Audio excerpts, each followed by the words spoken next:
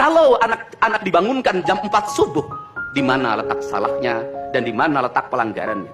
Kalau anak-anak dibangunkan kemudian disuruh membereskan tempat tidur, apa salahnya dan apa pelanggaran hak anaknya? Kalau anak-anak disuruh sholat subuh, apa pelanggaran haknya?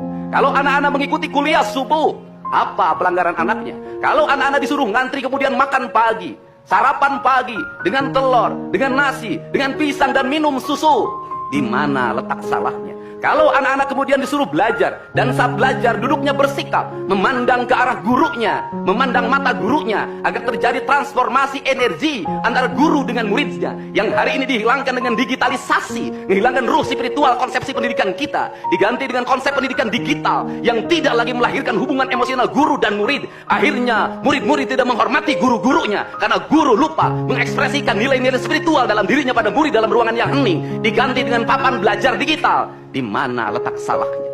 Kalau anak-anak itu diajarkan makan siangnya tertib, berantri, berdoa sebelum makan, di mana letak salahnya?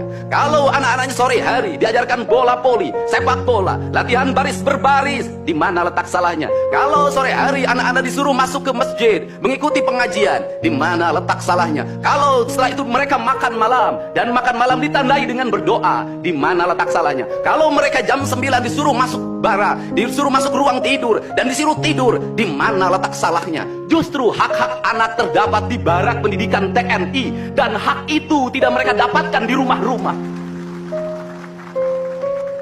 Di rumah-rumah anak-anak tidak bisa tidur malam. Mereka rata-rata tidurnya jam 4, jam 1 malam, jam 2 malam. Di rumah mereka tidak mendapat makanan yang bergizi karena serba fast food. Di rumah mereka tidak mendapatkan kasih sayang. Di jalanan mereka balapan. Mereka tidak mendapatkan ruang hidup tanpa gadget dalam setiap hari. Saya katakan, justru lingkungan kita hari ini, rumah, halaman rumah, kadang sekolah, kadang jalanan, bukan lagi tempat yang ramah untuk anak-anak Indonesia.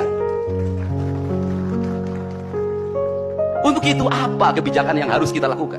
Kebijakan yang harus kita lakukan adalah mindset pembangunan dirubah. Ekonomi bukan segalanya. Itu penting. Tetapi ekonomi tidak boleh membunuh ruang-ruang publik di mana orang mendapat ruang bercengkrama. Desain rumah harus dikembalikan pada desain yang membuat jendela, membuat ruang untuk ibu dan bapaknya berkumpul. Halaman rumah harus tersedia di setiap kampung, jangan dihabiskan untuk bangunan, karena anak-anak ingin bermain di halaman. Lapangan bola di setiap desa harus ada. Karena apa? Karena mereka terus berinteraksi olahraga. Sungai-sungai harus dijernihkan, karena anak-anak orang miskin tidak bisa berenang di kolam renang yang berbayar. Mereka harus berenang di sungai-sungai yang jernih.